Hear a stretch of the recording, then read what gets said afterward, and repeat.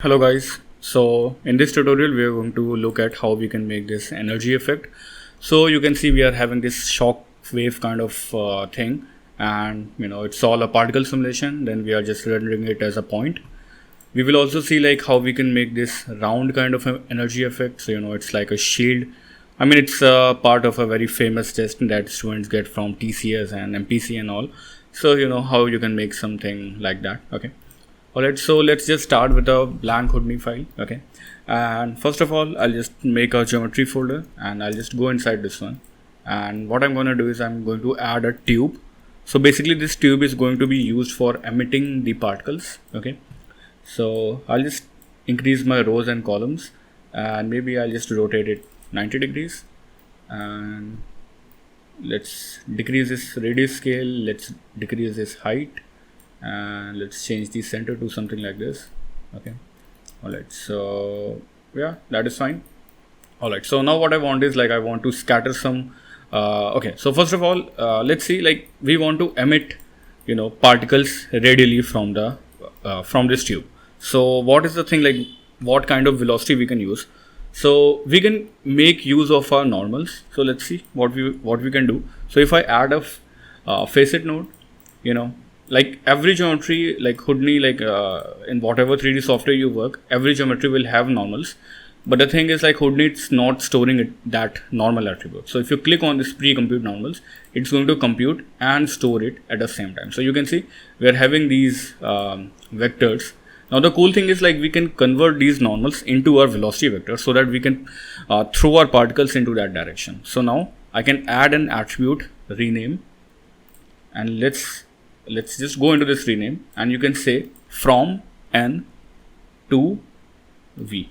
So we are saying like we are just like everything is same, we are just renaming our vectors. I mean, we are renaming our attributes, and that will just rename them, and they will like do the corresponding work. So normals is used to like for lighting and stuff, whereas like the velocities, they are used to like throw the particles in a certain direction or add some velocity field. So now the cool thing is, like now if I just add a like null over here, and I can this way I can know like everything is done over here.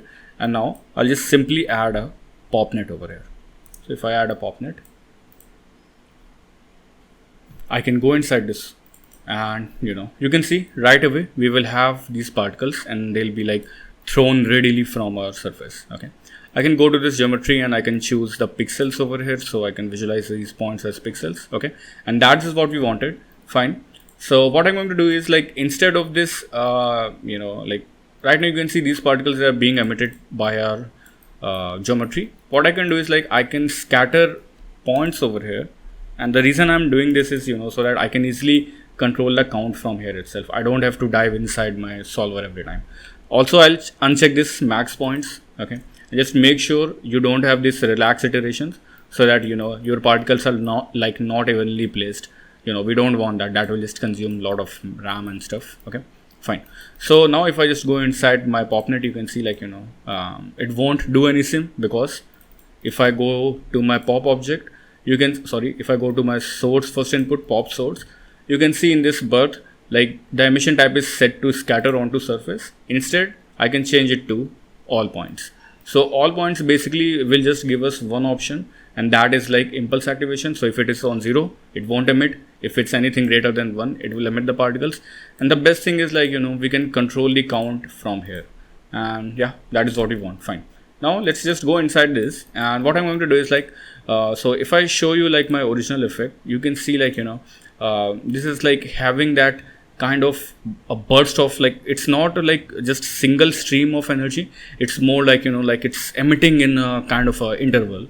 Okay, same if you see over here, you can see these particles are like blasting out after every few frames. So that is what we want. Okay, so let's start doing that, let's start working on that. And in order to do that, what we can do is like we can say, okay, so for every 5th frame we want the particles to be emitted. So I can say something like $f and modulus 5 equal to 0. So what that's saying is like look at the current frame number divided by 5, and if it leaves a remainder of 0, this statement is going to be true. Okay, so what are the numbers which when divided by 5 leaves a remainder of 0? So those are like the multiples of 5. So that is 5, 10, 15, 20 and so on. So now what will happen is, see, we'll get these kind of radial kind of waves, okay, and that is what we want. However, we need to fix some stuff. So first of all, what I'll do is I'll add a ground plane over here, so that these particles, they can they can collide with my floor. So I can add this ground plane over here. Let's put this one, and let's hide this ground plane. Okay, I don't want to see it on the viewport. So yeah, we'll have something like this. Fine.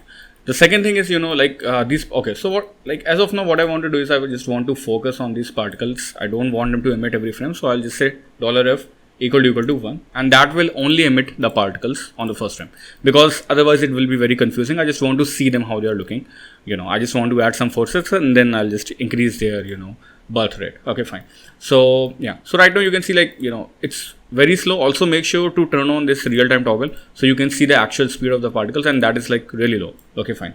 So I can go to my attributes, and in this inherent velocity I can put it to something like 10. And now if you see, so these particles will be it will be emitted like that. Okay, fine. All right. So right now, okay, fine, they are being emitted, but the thing is, they are just emitted, and they're not having any kind of drag or any kind of friction in the air. However, if you look into a reference, you can see when these particles, they are emitted, they are emitted with lots of velocity, but at some point, they get slower. So even in reality, if you have ever seen sparks or anything, you will see when they are emitted, they have so much of velocity, but due to air drag, they will just, they will slow down. And that's what we want with our particles. And believe me, every particle simulation you do, you should really add that thing. So let's add a pop drag, and this will slow down our particles. So let's see what happens. So you will see these particles, they'll be emitted, and then they'll be slowed down. And yeah, exactly, that is something that I want. However, I can decrease this air resistance effect. So if I decrease it, we will have something like this. Okay, so that is fine, that looks good. And now what I can do is, maybe we can have little bit more velocity. So let's say maybe 20 will do. Yeah, and yeah, that looks fine. And what we can do is, now we can start adding our forces. So I can add this pop force. So if I add this pop force, basically we can add some turbulence to our particles. So let's say if I put the amplitude to 5 and maybe swirl size to 2, we will have some force over here. And this amplitude means this amount of force, the scale of force, and swirl size means the noise, the size of the noise. So if you increase this, you will have greater patterns, you will have bigger patterns, and if you will decrease it, you will have smaller patterns. Okay, so that is more of a artistic choice. However, I can put it to just 2, and yeah, I can just work with it. So once again, you can always play with this inherent velocity. You can increase or decrease it however you want. Okay, all right, so we are having something like this, and yeah, that looks good. However, what we can do is, we can add little bit of more pop force. So let's say I can put it to something like 10, and that will just work. Okay, and yeah, that looks good, I feel. And maybe I can decrease it, so it's all fine. However, if you see, we are having this circular pattern, and which is not really looking good. We want it to be a little bit more chaotic, especially when it's taking birth. So what we can do is we can just go back, and if I just come over here into this attribute, after this scatter, what I can do is, right now if I click on this, and if I click on this velocity, you can see we have these straight vectors. We can add some noise to these vectors, to these velocity vectors. All right, so let's see how we can do that. So you can just add a point velocity, and what we want to do is, basically this is used to add velocities, and this is also used to calculate velocity. However, this time we are just going to say, just in this initialization, just keep it to keep incoming. So whatever velocity is coming, just let it be. Instead, just add some noise on top of that. Okay, and that makes it, that makes a lot of sense. So now if I decrease this swirl size, and I can play with this noise, and yeah, that is something which I want. Fine. And now when we emit the particles, they are just going to have much more chaos in them. Now let's see how it looks. Fine. So yeah, so that is what we get. Fine, and that is fine. However, now what I want is, you can see these particles, they are living forever.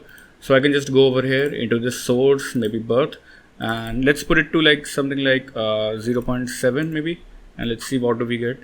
So yeah, so these particles, they will die, and we can also put some variation. So we will have something like this.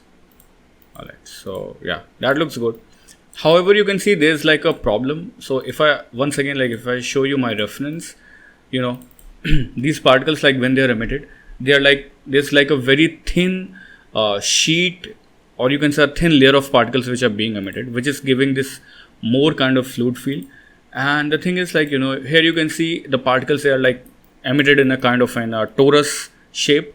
So the thing is, like, you can keep it like that, but for my taste, I want to do something different. So like, why we are getting that? Well, if you see till here, the velocity vectors, they were like all good. Okay, they were like thin, but after adding this point velocity, like they went crazy in all the directions. Okay, so I have a cool trick. What you can do is you can just add a transform node. A lot of people, they don't know, you can even squeeze your vectors. Okay, so over here, if I just go into this scale, I can just decrease this scale. I can put it to something like 0.2 or 0.1, and this particles, like the vectors coming out of these particles, they'll be like paper thin, and that is something which I want. Like, it's not like necessary to do that, but because I'm going for something like that, I just want it to be like that. Okay, fine. Again, I can just click on this velocity vector, and then I can go inside this popnet, and now let's see. And you can see this makes this makes little bit more interesting shapes. Okay, fine. So we have that. Now what we can do is we can just go back into this source first input, and I can just put my like expression back, $f modulus 5 equal to 0. And now let's see what do we get. And yeah, you can see like we're emitting these particles, and we are having something like this. Okay, and that is exactly what I wanted, and we have got it. Fine, let's go back, and maybe we can increase the particle count over here. From the scatter, we can put like add one more 0, and let's see what do we get. Oh, okay, let's click on this. Yeah, fine. So yeah, that looks good. However, I think like the we can really play with the force, like the pop force over here, or we can maybe decrease this swirl size, I guess, because right now I don't see that much of interesting patterns and shapes over here. Also, I think we can increase this amplitude. I want little bit more turbulence, like when they are, especially when they are dying. Yeah, so I think that looks good. I mean, it doesn't looks good, but yeah, it looks better. Alright, so yeah, we have got something like this, and yeah, I think this is exactly looking what we had in the reference. And you can see, like, once again, these particles are like going into this left and right direction. And what I can do is I can add this blast node over here, and I can choose this stream source first input. So I can click on this delete non-selected, so I can get rid of my ground plane. And now I can add this transform once again, and I can just put this scale to like I can scale these particles back, and you'll see like why I'm having this obsession of decreasing my particles in like decreasing their scale on one axis, because then you can even get away with lesser particle count, and you will have this energy kind of effect really easily. Okay, and if we look at it, yeah, so we are having something like this. Fine, that's looking cool. Okay, so what we can do is we can just go into this popnet simulation. Okay, I think that is fine. Basically, I can we can just increase the count a little bit more. I can put it to like something like 1 million or so, and let's see how it looks. Alright, so yeah, it's looking fine, but the thing is, we cannot really see a lot of like repetitions, like it's looking just too much filled, too much contained. So instead of emitting them like on every 5 frame, I can change it to like 15. So now they like these particles, they'll be emitting every 15th frame. So the thing is, like, there will be a gap, like almost when these particles, they are like about to die, the second instance will start emitting. Okay, and yeah, that is fine. Or maybe we can even decrease it. We can make it a little bit less. Maybe instead of 15 we can put it to 10. Okay, fine. Yeah, so now let's look at the rendering part, so which is like the most important thing. Okay, so what we need to do is I'll just go into this render view, and I mean, like, the rendering part is like fairly easy. So let's click on this render button right away, and let's see what do we get. Okay, so you can see like we are having something like these small spheres, and the reason is because these points, they'll always be rendered as these spheres only. So let's go into this render, and we can go into this geometry, and we have this point scale. Let's put it to 0.1, and if you do that, the size of your points, they'll really decrease. Okay, we can put it to even lower value like 0.05 or so, then they'll be even smaller, and you can see we are already getting that shockwave kind of feeling. Okay, fine. So what I'm going to do is I'm just going to go into this material palette, principled shader, double click on that, and I'm going to apply this on my particles. So maybe you won't be able to apply it like that because those are like too small to be detected. So just do a Control C, go back to your object level, and into this render we can just paste this path. Okay, let's go back to this material palette, and let's now change some of the stuff because we want it to be like we want it to be doing some emission, and we don't want it to be like casting shadows or lights. So I'll just put this albedo multiplier to 0. In this reflection we can put it the reflectivity to 0, and in this emission we can choose something like this blue color. Okay, so you'll see we will get something, but it won't be that great looking. Okay, so the idea here is to we want that core, that white core thing, and then rest of these particles they can have their own color. So once again, if I go into this if I go to my reference, you can see the core is looking very bright, and these particles they are fading out when they are like having less density. So the maximum, so we can play with the opacity. So the maximum opacity that we want, it could be like 1, and these could have little bit lesser opacity. So if we go into this opacity, and let's say if I put it to 0.02 or something, so you'll see what we are going to get. Basically, so wherever the density of the particles, wherever the density is low, these particles they'll be having a faded color. Okay, and wherever the density is going to be very high, it will have this bright color. Okay, so the next thing that you need to do is right now you can see like we are not having any white color, so you just need to click on this emission color, and here in this saturation you can just decrease that value, and you will see we will start introducing this white color in the core. Okay, and if we do that, you can see we'll get something like this, and that looks really good. Now we can make it like a little bit more bluer. Okay, we can make it a little bit more blue if I increase the color over here, and we can make it a little bit more dark, and we'll start getting our thing which we had. Okay, fine. So yeah, this is looking good. What else I can do is I can just there are some necessary things that we need to do, that we need to follow. So let's click on this output, go to your mantra, and what you need to make sure is like you have the motion blur on. So click on this allow motion blur, but at the same time you also need to go back to your geometry level, and in this sampling you need to, in this geometry velocity blur, you can click on this velocity blur. So you'll have this blurred out thing, and that will make it look more like that energy kind of thing, a fluidic energy.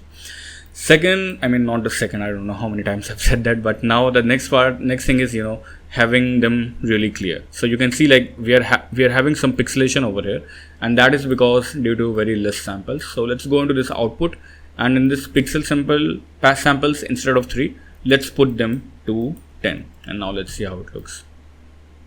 So I'll just give it some time to get rendered. Okay, so you can see we have something like this, we have got something like this, and it's looking a lot good. Okay, so you can see we have got something like this, and it's having that energy feel and everything is there, but I'm not really liking the results, like the noise and all. So what we can do is I can just go back to my scene view, and I think we need a little bit more repetitions. So instead of this 15, I can put it back to the 5, so it's going to emit particles on every 5th frame. So let's do a sim and let's see how it looks now. Alright, so we have got the particle simulation. So it's looking just too dense to really see anything in the viewport. Something like this, we can only know about this thing once we start rendering it out.